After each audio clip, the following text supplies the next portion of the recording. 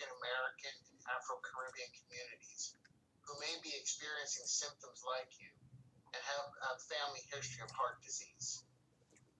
It's very important for other Black, African American, and Afro-Caribbean who may be experiencing symptoms like mine, or have any unusual symptoms, or have a family or history of cardiac issues, and have been diagnosed with heart failure. It's important to have a heart-to-heart with their doctor. Since ATTR-CM is a progressive condition, and some doctors may not even know that it affects Black and African American community members, this condition can often be overlooked or missed. Patients should share all their symptoms, even if they seem unrelated, so their doctor can have a full picture of their past and present medical history to help him make or her make an appropriate diagnosis. If someone is diagnosed with hereditary ATTR-CM, genetic counseling and testing is encouraged for direct relatives, which can help with early intervention. So if someone suspects they have ATTR-CM, what should they do? If someone or their loved one is experiencing unresolved symptoms and suspect it may be ATTR-CM, or if they have been recently diagnosed, they should talk to a doctor or an experienced cardiologist and visit yourheartsmessage.com for more information. So one final question, most important. How are you managing your hereditary ATTR-CM these days? Today, I work closely with my doctor, my cardiologist, to manage my hereditary ATTR-CM. My wife, Priscilla, is a great help and a big part of my disease management, and she helps me tremendously. There have been some adjustments.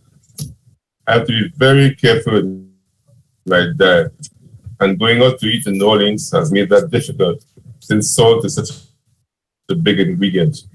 I have to take frequent rests and nap throughout the day, which is so very different from my previous lifestyle. I now enjoy, however, I continue enjoying my woodworking and my other hobbies. I do auto mechanics, fix my old cars and all that. And however, the most important thing for me these days is to take every opportunity to spend time with my wife and family, especially with my grandchildren. That's wonderful. Mr. Peters, thank you so much for sharing your experience. Welcome. Yeah, absolutely. Mr. Peters, thank you for that wonderful testimonial. Very important for the community to hear that. So as moderator, I want to introduce another polling question for you to the audience. The question number 5 is, if you learned something new during this presentation, which of the following actions would you take? And again, please check all that apply. You can go to the QR code using your cell phone or join us at slido.com and enter the number when prompted to do so at the slido.com website. And so here are your choices. Visit yourheartsmessage.com/Don, tell a family member or friend, download the discussion guide, or do nothing. Again, we'll give you about 45 seconds to make your selection. Thank you.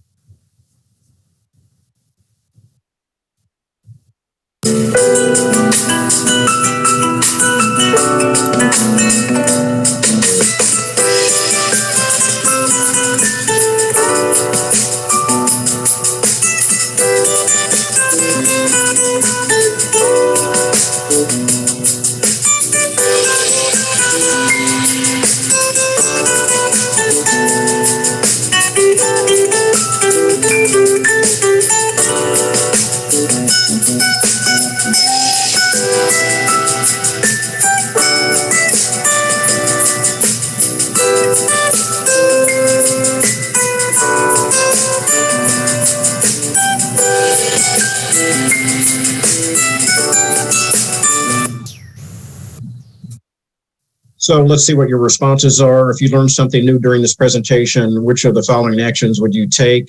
And again, the majority of you indicated that you would visit yourheartsmessage.com/Don. Also, tell a family or member or friend, download the discussion guide were the top answers. So thank you for participating in that audience polling question. So again, I'd like to thank you, Mr. Peters, for sharing your journey with us today, and thank you, Dr. Ince, for your presentation. I would like now to ask you, Dr. Ince, to answer a few questions that have come in through the Q&A section from the audience. As a reminder to the audience, please check the anonymous box when submitting a question in the Q&A. So we have a number of questions, Dr. Ince. The first of which is, how common is ATTR-CM? What percentage of heart disease among Black African Americans do we think can be attributed to ATTR-CM? It's not known how many people in the United States have wild type or hereditary ATTR-CM. Although it is believed to be a rare condition, meaning fewer than 200,000 people are affected by ATTR-CM in the U.S.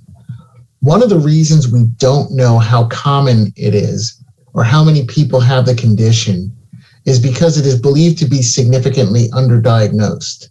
So there's not as much data available as there might be for diseases that are easy to diagnose. Thank you. So another very important question here from the audience. Can ATTR-CM be prevented through a healthy diet or regular exercise? This is one of the few cardiac conditions that diet and exercise don't have an impact. So ATTR-CM cannot be prevented. However, diagnosing it early is important so that you can begin appropriate treatment. So ATTR-CM, it's a disparity among other health disparities that we see in Black and brown populations.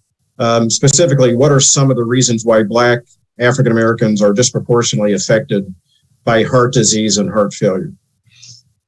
There are many reasons why Black African Americans are disproportionately affected by heart disease and heart failure. These include genetic factors specific to hereditary ATTR-CM, as well as other medical risk factors that disproportionately affect Black Americans. For example, genetic factors related to ATTR-CM. We said before the most common mutation associated in the U.S. is the V122I mutation, and that is found almost exclusively in African Americans. Approximately 3 to 4% of African Americans are thought to have this V122I mutation. Although not every individual or not all individuals with this mutation develop symptoms of hereditary ATTR-CM. There are also socioeconomic factors. There is a higher burden of cardiovascular disease in Black African Americans, even after you adjust for socioeconomic status and other known cardiovascular disease risk factors. And finally, there are a number of medical factors. Common health conditions that include hypertension, obesity, and diabetes increase the risk of heart disease and stroke among Blacks. The prevalence of high blood pressure in African Americans is highest in the world. Not only is high blood pressure more severe in African Americans compared to Caucasian, it also develops earlier in life. Black African Americans are disproportionately affected by obesity. Among non-Hispanic Blacks aged 20 and older, 63% of men and 77% of women are considered overweight or obese. And finally, Blacks and African Americans tend to have more diabetes than Caucasians. So thank you. So another question, and I think you touched on this already. If someone has the V122I gene mutation, what are the chances of developing symptoms of hereditary ATTR-CM? So not all people who carry the V122I gene mutation will develop physical symptoms of hereditary ATTR-CM. The chances of someone with V122I developing symptoms of hereditary ATTR-CM can vary widely based on the current available data. Studies show a wide range of percentages of people who have the V122I variant and develop heart failure. So very important when we go to the doctor that we open up and ask questions. So what should a person discuss with their doctor if they have heart failure, and some of the signs or symptoms that have been discussed of ATTR-CM that again were mentioned during the presentation. So that's very important. Knowing the right questions to ask a doctor can be challenging, especially when someone is first learning about ATTR-CM. But I'm going to give you a few tips that may help get the conversation started. First, it's important to mention if any relatives on either side of the family have or have had any heart-related issues. This is useful information for the doctor because ATTR-CM can be hereditary, meaning that it is passed down from one relative to another. Secondly, if you've had any prior testing, such as an electrocardiogram or EKG, an echocardiogram, or lab tests like NT-proBNP or troponin, please be sure to share these results with your doctor. Also, tell your doctor about any signs or symptoms you're experiencing, even if they seem unrelated to the heart, such as a history of carpal tunnel syndrome, lower back pain, or gastrointestinal issues. ATTR-CM can affect each person differently. And last, it can be helpful to prepare a list of questions and concerns to bring with you to your doctor's appointment. On yourheartsmessage.com, you can create a customized doctor discussion guide that includes a list of questions to help get the conversation started.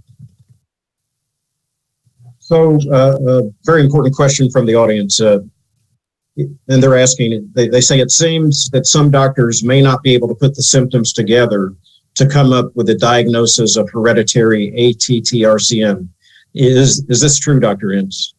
Unfortunately, it is true. The symptoms of ATTR-CM are so similar to those of other more common causes of heart failure, which makes it very challenging to diagnose. So awareness of ATTR-CM among physicians remains low, which can also contribute to underdiagnosis or delayed diagnosis. Okay, so once you are diagnosed with ATTR-CM, what can one expect next?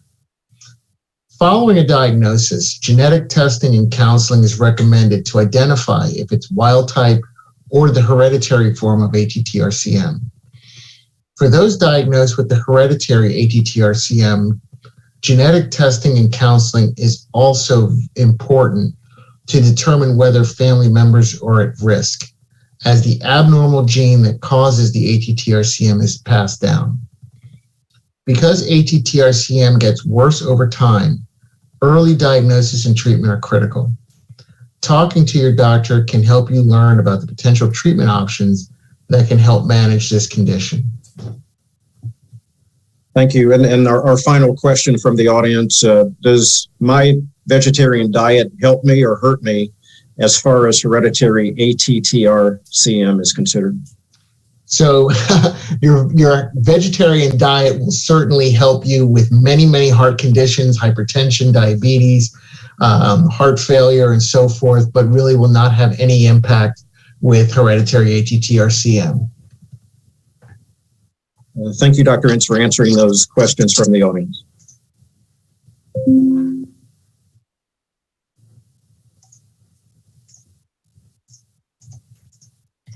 So after this program, we hope that you take away a few important messages. ATTR-CM is indeed a serious health condition that can lead to heart failure, but it is often overlooked in Black, African American, and Afro-Caribbean communities. Anyone with heart failure and unexplained symptoms of ATTR-CM should consider talking to their doctor. Remember to tell your doctor how you feel and about any symptoms you are having. If it is confirmed that you have ATTR-CM, you should talk to your doctor to understand the next steps which are right for you. And finally, and most importantly, consider sharing the information you learned today with your friends and family because it can make a big difference. Thanks, Dr. Ince. And so now for our final question for the audience. The question is, how likely would you be to recommend one of our events in the future? Again, you can use the QR code to scan or join us at slido.com. enter the number on the screen when prompted. The options, how likely would you be to recommend one of our events in the future? Not likely, likely, or very likely. We'll give you about 45 seconds to make your selection.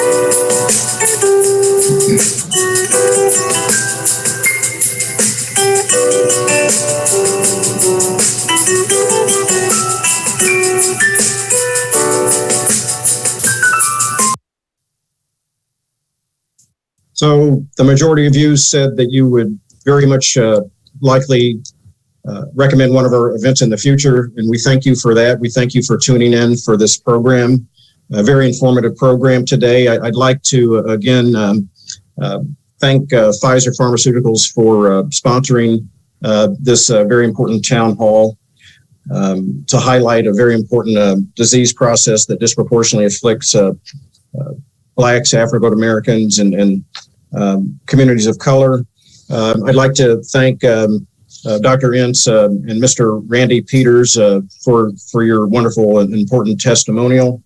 But before we close, we would actually like to welcome Reverend Dr. E.T. Cavanis to the platform for some closing remarks. Reverend Dr. Cavanis? Yes, sir, Dr. Marlin. Thank you very kindly. Again, good evening, my friends. I am Reverend Cavanis, and I wanted to share with us tonight that this is excellent information. And I've said, and I'll say again, that information is powerful. And I can think of no better opportunity than tonight's Zoom to share details of this very critical, potentially life-threatening ATTR-CM condition. I've said in all of my 61 years of pastoring the Greater Abyssinia Baptist Church, the health of our members has always been a paramount concern. And we are ecstatically pleased that Pfizer, through our new good friend, Ernie Joseph, has agreed to partner with us and the St. Peter's AME Zion Church, pastored by the Reverend Dr. Rebecca Stitt, to present tonight's virtual education forum. And I'm so delighted, I'm glad to have had this auspicious chance and opportunity to discuss this vital information about our overall health condition and rare condition found in the hearts of countless numbers of African Americans. May each of you and us have a good evening. Thank you, Dr. Martin.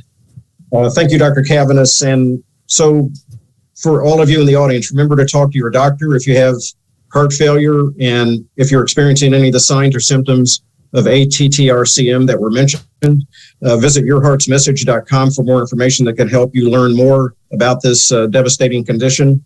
Thank you, everyone, for attending today's Voices for the Heart event. And this now concludes our program. Thank you for joining us. Thank you.